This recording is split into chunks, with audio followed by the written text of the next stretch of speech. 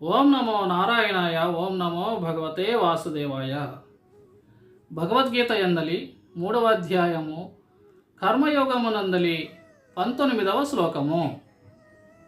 తస్మాదసక్తః సతతం కార్యం కర్మ సమాచర అసక్తో హ్యాచరన్ కర్మ పరమాప్నోతి పూరుషః.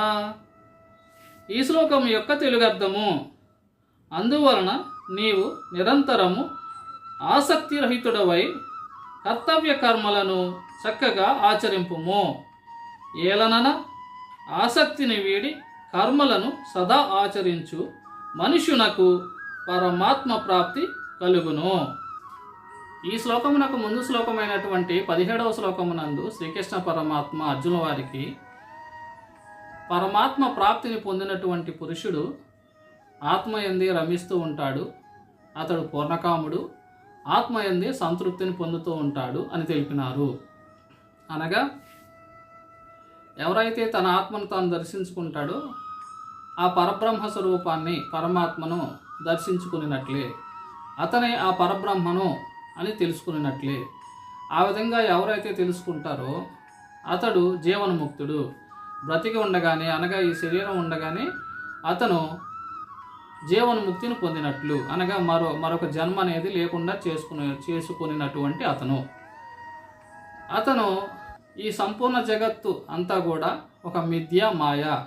దేని పట్ల కూడా కోరికలు అనేటువంటివి అతనికి ఉండవు. ఎందుకనగా ఈ సంపూర్ణ జగత్తు అంతా కూడాను నిత్యము ఉండేటటువంటిది కాదు. పరమాత్మ మాత్రమే నిత్యుడు, అతను మాత్రమే సత్యమైనటువంటి వాడు అని ఎవరైతే తెలుసుకుంటారో ఆ పరమాత్మయే ప్రతి జీవిలోనూ ఉన్నటువంటి ఆత్మస్వరూపుడు కూడా ఆ పరమాత్మే అని ఎవరైతే తెలుసుకుంటారో, అనగా తన ఆత్మను తాను తెలుసుకున్న అతను మాత్రమే ఈ విషయాలన్నీ తెలుసుకొనగలుగుతాడు. ఏ వస్తువు పట్ల కానీ ఎటువంటి కోరికలు లేకుండా ఉంటాడు. ఎందుకనగా ఏదైనా సరే స్థిరముగా ఉండేటటువంటిది కాదు, ఆ పరమాత్మ మాత్రమే స్థిరమైనటువంటి వాడు. అంతా ఈ సృష్టి అంతా కూడా ఉన్నటువంటి అతను ఆ పరమాత్మయే. ప్రతి ప్రాణిలోనూ ఉన్నటువంటి అతను కూడాను ఆ పరమాత్మయే. ఏది కూడా శాశ్వతమైనటువంటిది కాదు. ఈ జగత్తులో కనిపించే ఏ వస్తువు శాశ్వతమైనటువంటిది కాదు. అనగా ఒక స్వరూపం నుంచి ఇంకో స్వరూపంలోకి మారిపోతూ ఉంటుంది, స్థిరముగా ఉండదు. ఒకే స్వరూపానికి కలిగి స్థిరముగా ఉండదు అని ఇవన్నీ కూడా అశాశ్వతమైనటువంటివి, కలలో వచ్చేటటువంటి స్వప్నములు వంటివి. ఇవన్నీ నిజాలు కావు అని ఎవరైతే తెలుసుకుంటారో అతను, ఎవరైతే తన ఆత్మను తాను తెలుసుకుంటాడో అతను మాత్రమే ఇవన్నీ తెలుసుకోగలుగుతాడు. ఏ వస్తువు పట్ల కూడాను, దేని పట్ల కూడాను ఎటువంటి కోరిక అతనికి ఉండదు. అటువంటి అతను ఎప్పుడు కూడా ఆ పరమాత్మ యందు సంతృప్తిని పొందుతూ ఉంటాడు. తన ఆత్మను తాను నిరంతరం దర్శించుకొనుచు, ఈ శరీరం ఉన్నంత వరకు తన ఆత్మను తాను నిరంతరం దర్శించుకొనుచు సంతోషం పొందుతూ ఉంటాడు. ఇంకెటువంటి కోరికలు అతనికి ఉండవు. అతను ఈ శరీరాన్ని వదిలేసినప్పుడు మోక్షంను పొందుతాడు, అనగా మరు జన్మ లేకుండా చేసుకుంటాడు అని 17వ శ్లోకంలో తెలిపి ఉన్నాడు. 18వ శ్లోకంలో శ్రీకృష్ణ పరమాత్మ ఎవరైతే ఈ విధంగా మోక్షమును పొందుతారో, అనగా ఈ శరీరం ఉన్నప్పుడే ఎవరైతే తన ఆత్మను తను దర్శించుకుంటారో అతనికి ఈ లోకములో చేయాల్సినటువంటి కర్మ అనేది ఏది కూడా లేదు. అతను ఏ పని చేయాల్సినటువంటి అవసరం లేదు. ఒకవేళ ఏ పనైనా చేసినచో ఆ పని యొక్క ఫలితం అతనికి అంటదు. అతను కర్మబంధాల్లో చిక్కుకొనడు అని తెలిపినారు. ఎవరైతే జీవన్ముక్తిని పొందుతారో, తన ఆత్మను తను దర్శించుకుంటారో, తన ఆత్మను తను దర్శించుకునటం వలన ఆ పరబ్రహ్మ స్వరూపాన్ని దర్శించుకుంటారో వారు ఎటువంటి కర్మ చేయాల్సిన అవసరం లేదు. ఎటువంటి కర్మ చేసినా కూడా ఆ కర్మ యొక్క ఫలితం అతనికి అంటదు. అందువలన అతను మరుజన్మ ఎత్తాల్సినటువంటి అవసరం లేదని 18వ శ్లోకంలో తెలిపినారు. ఈ శ్లోకం నందు శ్రీకృష్ణ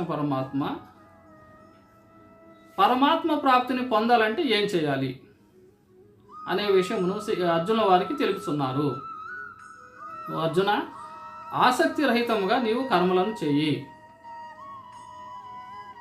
ఆ విధంగా నువ్వు ఆసక్తి రహితంగా కర్మలు చేసినప్పుడు మాత్రమే నీకు పరమాత్మ ప్రాప్తి లభిస్తుంది అని తెలుపుతున్నారు. ఆసక్తి రహితంగా కర్మలను చేయుట ఎలాగా? ఇక్కడ ఆసక్తి రహితముగా కర్మలను చేయుట అనగా ఏమిటి అనేది మనము ఆలోచించినట్లయితే ఇక్కడ శ్రీకృష్ణ పరమాత్మ చెప్పునది కర్తవ్య కర్మల గురించి చెప్తున్నారు. ఇప్పుడు దానిని మనము అర్థం చేసుకునే దాన్ని బట్టి మనకు ఆ యొక్క అర్థము సరైన అర్థం మనకు తెలుస్తుంది. ఇప్పుడు ఏదైనా ఉద్యోగం చేస్తున్నామో ఆ ఉద్యోగంలో ఆసక్తిరహితంగా ఆ ఉద్యోగాన్ని ఎలా చేయలేము. ఏదైనా మనం జీవించడానికి చేసేటటువంటి పనిని ఆసక్తి లేకుండా ఎలా చేస్తాము? ఆసక్తితోనే చేస్తాము. ఆసక్తితో చేసినప్పుడు మాత్రమే ఆ పని అవుతుంది. అది మనము జీవించడానికి చేసేటటువంటి ఏ పని అయినప్పటికీ,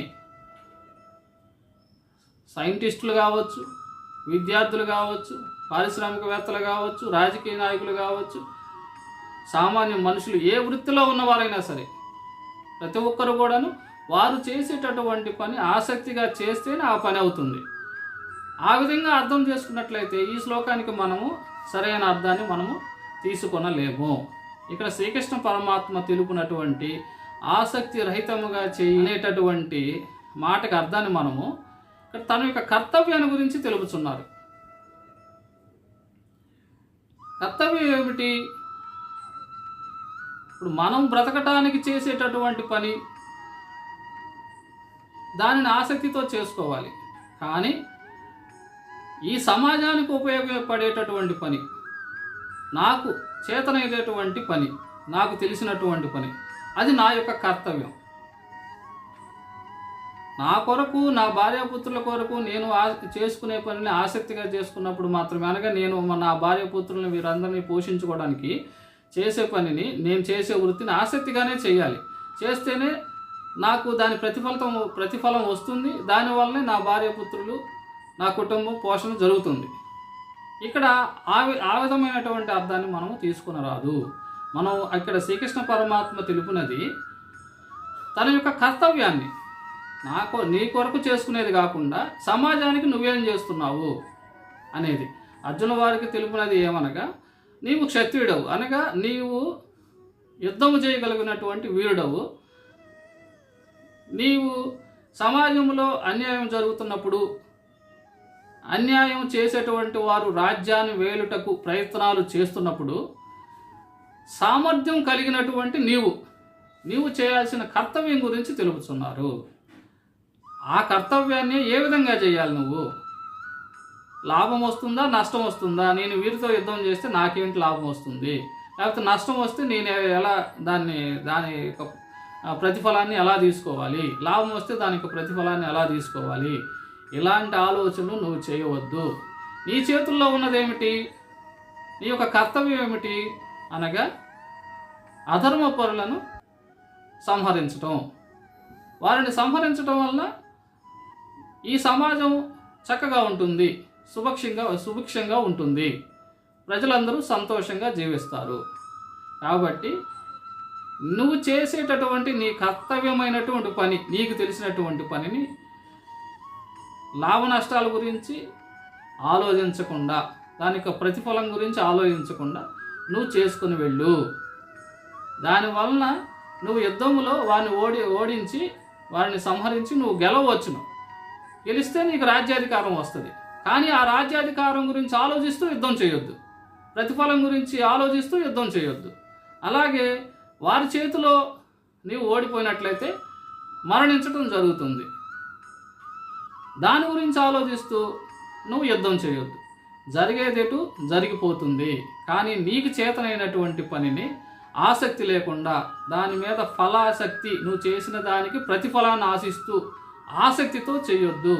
నాకు ఈ పని తెలుసు, నేను ఈ పని చేయటం వలన సమాజానికి ఉపయోగపడతాను అనే విధంగా ఆసక్తి లేకుండా అనాసక్తితో చెయ్యి. నీ యొక్క కర్తవ్యాన్ని మాత్రమే శ్రీకృష్ణ పరమాత్మ ఇక్కడ ఆసక్తి లేకుండా చెయ్యి అని తెలుపుతున్నారు. ఇక్కడ మీరు తెలుసుకునవలసినది తేడా ఏమనగా, మనం చేసే వృత్తులలో అనాసక్తిగా చేయమని కాదు, మన యొక్క కర్తవ్యాన్ని ఫలాపేక్ష లేకుండా, నా దగ్గర ధనం ఉంది, చాలా ధనం ఉంది, నేను బ్రతకటానికి మించిన ధనం ఉంది, నేను ఎవరో ఒక పేదవాడికి సహాయం చేయాలని అనుకున్నప్పుడు వారికి సహాయం చేయి. శివార్పణమస్తు కృష్ణార్పణమస్తు అనుకుంటూ సహాయం చేయి. అంతేగాని నేను ఈ సహాయం చేస్తున్నాను కాబట్టి నాకు పుణ్య ఫలితం రావాలి, లేదా ఇంతకు మించిన ధనం నాకు కావాలి అని భగవంతుని కోరుకోవద్దు. దాని యొక్క ప్రతిఫలాన్ని ఆశించొద్దు. నువ్వు చేయాలనుకున్నావు చేసే, ప్రతిఫలాన్ని ఆశించుకో, అది భగవంతుడు చూసుకుంటాడు, అతనికి అర్పించేసే. శివార్పణమస్తు కృష్ణార్పణమస్తు అంటూ అర్పించేసే. ఆ విధంగా ఎప్పుడైతే నువ్వు చేస్తావో ఆ కర్మబంధంలో నువ్వు అంటవు, కర్మబంధాల్లో నువ్వు చిక్కుకొనపడవు. ఆ విధంగా ఎప్పుడైతే నువ్వు సాధన చేస్తావో, ఇలా జీవించటం, నీ యొక్క కర్తవ్యాన్ని ఫలాసక్తి లేకుండా ఎలాగైతే నీ యొక్క కర్తవ్యాన్ని చేస్తూ ఆ విధమైన సాధన మార్గాన్ని నువ్వు సాధన చేస్తూ ఉంటావో, ఒక పరిపక్వత స్థితి వచ్చినప్పుడు నీవు మోక్షాన్ని పొందుతావు. అనగా ఆ ఫలితాలు అనేవి నీకు లేవు. నువ్వు చేసినటువంటి కర్తవ్యాలకి, కర్తవ్య కర్మలకు ఫలితం అనేది లేదు కాబట్టి నీవు స్వర్గానికి వెళ్ళవు, నరకానికి వెళ్ళవు, నీకు ఎటువంటి కర్మ లేదు. కాబట్టి నువ్వు మోక్షాన్ని పొందుతావు, మరు జన్మ లేనటువంటి స్థితికి నీవు వస్తావు. దానిని ఇక్కడ శ్రీకృష్ణ పరమాత్మ ప్రాప్తి నీకు వస్తుంది. ఎప్పుడైతే ఎవరైనా సరే అనాసక్తితో, ఆసక్తి లేకుండా, ఆసక్తిరహితముగా తన యొక్క కర్తవ్యాన్ని, అనగా తను చేయదగినటువంటి, తనకు చేతనైనటువంటి పనిని, సమాజానికి ఉపయోగపడేటటువంటి పనిని, ఎటువంటి ఫలాపేక్ష, దాని యొక్క ఫలితాన్ని ఆశించకుండా ఎవరైతే చేస్తారో, ఆ ఫలితాన్ని భగవంతుడికి ఎవరైతే అర్పిస్తారో ఆ ఫలితం వారికి అంటదు కాబట్టి వారు పుణ్యలోకాలకి వెళ్ళరు, అలాగే నరకానికి వెళ్ళరు. వారు పరమాత్మ ప్రాప్తిని పొందుతారు. ఎటువంటి ఫలితం అతని దగ్గర లేనప్పుడు, ఏదైనా కర్మ ఫలితం ఉన్నప్పుడు మాత్రమే ఈ భూమిపైకి రావటం జరుగుతుంది, ఏ ప్రాణి అయినా కూడాను. కానీ ఎటువంటి కర్మ ఫలితము లేనప్పుడు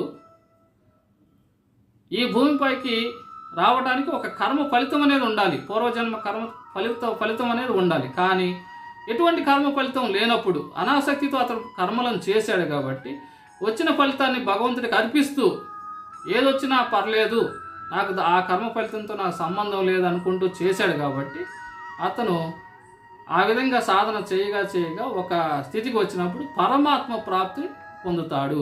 అదే శ్రీకృష్ణ పరమాత్మ, నీవు అనాసక్తితో, ఆసక్తిరహితముగా కర్మలను చేయి, నీ కర్తవ్య కర్మలను చేయి. ఆ విధంగా చేస్తే నీకు పరమాత్మ ప్రాప్తి లభిస్తుంది, అనగా మోక్షం లభిస్తుంది అని శ్రీకృష్ణ పరమాత్మ ఈ శ్లోకమునందు అర్జునుల వారికి వివరించడం జరిగినది. ఓం నమో నారాయణాయ, ఓం నమో భగవతే వాసుదేవాయ.